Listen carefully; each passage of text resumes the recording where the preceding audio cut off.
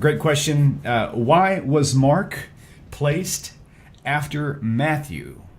And since we're there, why were the Gospels placed first to begin with? Yeah, that's a very, very good question. The reason that question is so important is because let's first of all take why was Mark placed after Matthew. We have 4 Gospels recorded in the Christian canon, and as it turns out, Mark chronologically is earliest. Mark was written somewhere about the year 70, at the same time during the destruction of the Second Temple. We don't know who wrote it. We don't know where it was written. If someone tells you they know, they don't know. But what we are sure of is that Matthew had the book of Mark in front of him, as Luke did as well, the author of the book of Luke. We don't know who those authors are. These ascriptions are assigned in the 2nd century. Really, Irenaeus, the church father of late 2nd century, of Bishop of Lyon, originally from Turkey. And the reason, and the order that you see in a typical Christian Bible today, where Matthew is placed first and then Mark, is really attributed largely to Augustine, the Bishop of Hippo, which is modern-day Algeria.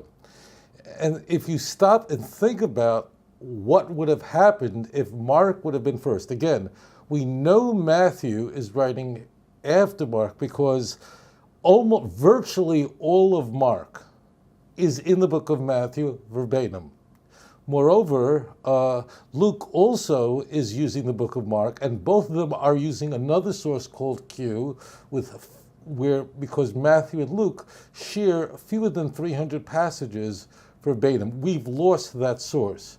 But the key point is, if Mark is chronologically earlier than Matthew, probably about 15 years. So if you place Mark at 65, 70, move 15 years forward, and then you're going to get to Matthew and Luke. Move 15 years after Matthew and Luke, you're going to get to the book of John. So the big question is, why not just start the Christian Bible with the book of Mark? And then all you have to do is play my little game called What If? Imagine if that were the case. What would you do? If you opened up the book of the Christian Bible and you encountered the book of Mark first, what you would find, what would come into view immediately is the incipit, the introduction. And we are introduced to Jesus as an adult at his baptism, which means we have no infancy narrative, no virgin birth, no born in Bethlehem, none of that. That means we're meeting Jesus at his really 1-year ministry as we find in other synoptic gospels. Moreover, imagine if all you started with Mark, how Mark ended. Bear in mind that although your Christian Bible ends at Mark chapter 16, verse 20, we know, and virtually all conservative scholars, we know that Mark 16, verse 9 through 20, meaning the last 12 passages that you find in any Christian Bible, these passages are a later interpolation. They were placed there long after whoever wrote Mark assembled that book, which means, you're going, well, what's 12 passages in a book of more than 600? Well, those 12 passages, my friends, is the resurrection account. That means Mark 16, verse 8, the women, Salome, Mary, encounter a man at the tomb. Presumably he's an angel, he's in all white, and he tells the women, why do you seek the Lord here? He is not here, he is gone to Galilee. Tell the disciples to go to Galilee, there you will see him. And no, then the end of this passage is, the women were terrified, were frightened, and said nothing to anyone, didn't say a word. End of book. That's where the book ends. What you see now in 16:9 through 12, where we have encounters with Jesus, resurrection encounters, all that stuff, where you have the famous stuff, if you take up any poisonous snake, it won't harm you if you drink anything poisonous. This is what the Appalachian churches base their theology on, and and sometimes die because they play with poisonous snakes. All of that comes from these last 12 passages. So if you started with Mark and then went to Matthew, every Christian will be asking the same question. Matthew is such an embellishment, or it's such an improvement on Mark, that why, like if Jesus was born of a virgin, that's a conception of epic, of Olympic proportions. Did Mark just forget to mention that point? He was born in Bethlehem, the city in which David was born. Did Mark just forget to mention that point? So today, the way Christians read the Bible is the way, is a logical way, vertically. They start with Matthew. They've got their, Matthew starts off with his, with the genealogy, which goes through 16 or 17, and then goes to chapter 2, the infancy narrative, the killing of the innocents, and so on, and then finally Jesus winding up in Nazareth.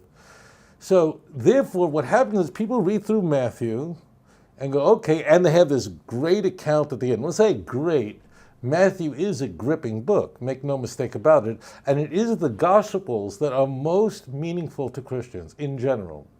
So then when they get to Mark, it's kind of a blur that Mark doesn't mention anything about Jesus's virgin, that he was conceived to a virgin, and he was born to a virgin in the city of Bethlehem. So they just go, oh, I'm sure it was there, and that's why it was placed in that order. As far as why are Paul's letters why don't they appear first? That's a very good question, because there are 13 books in the Christian Bible attributed to Paul, and the author claims to be Paul. Of the 13, 7 of them are indisputably from the hand of Paul. Romans, Galatians, and so on. Now, these books, we'll just say the earliest book we have in the Christian Bible is a letter called 1 Thessalonians, written about 4950. And again, this is, you can take conservative scholars, F.F. Bruce, you can go, basically 1 Thessalonians is written about 4950. And essentially everything that Paul wrote that is indisputably written by Paul, which will end with the book of Romans, is written during the 50s, okay? But the problem, it becomes compounded, because if you, first of all, the storytelling of the Gospels is what is which means so much to Christians, because Christians love Jesus. And one of the things that's very striking about Paul's letters is Paul almost, so there are a couple of exceptions to this, Paul almost never quotes Jesus in his letters. These are theological works. These are letters written to churches that Paul has built, that he is throughout the Mediterranean. These are churches that Paul put together, assembled, and then he's writing letters to them, how to conduct themselves, how to conduct the churches, how to conduct themselves at the end of days. There's one exception, that's Romans, where he's writing to a church he's not yet been to. But the key point is, Paul also doesn't mention not only doesn't Paul mention the sayings and stories of Jesus, which means everything to a Christian, there are a couple of exceptions, but they're very rare. If I ask most Christians, tell me where Paul is quoting something Jesus says, it would be you'd have to know your stuff. And you don't certainly have Paul talking about Jesus born of a virgin. It's nowhere found in Paul's letters. You have nothing in Paul's letters discussing that Jesus was born in the city of Bethlehem. None of that's there. So what you want to do is you want to have Matthew, a very creative work, a well-written work, which marks out, first of all, this is begins with the genealogy of Jesus Christ, the son of David, the son of Abraham, establishing that he was an ideal candidate to be the Messiah, a deeply flawed genealogy from verse 2 all the way through verse 16. I say flawed, it is flawed. And then he actually is removing names because he wants to get to 14, 14, and 14. Matthew is just, But to most Christians, they have no idea. They're not going through Chronicles and comparing them. So Matthew gives the whole picture. He's got to go first. And again, this order is largely Augustine, the bishop of Hippo, who was born in, let's say, I think about 354, 355, and he dies in 430. He's a major theologian. He's a very important force.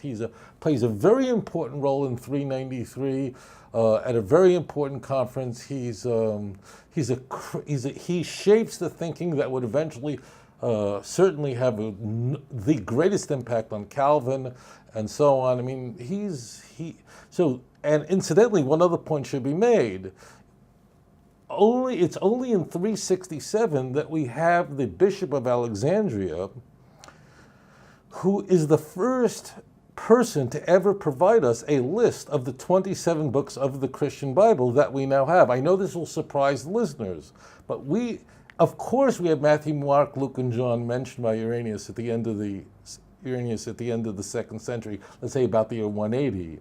But that these are the 27 and nothing else, that the Gospel of Peter is not in, and Hebrews is in, and so on and so forth, and Revelation is in, and the Epistle of Barnabas is out, that we have in 367 by the famous Bishop of Alexandria, who in 325 was the very person who argued for the doctrine of the Trinity. So 367, we have our complete list.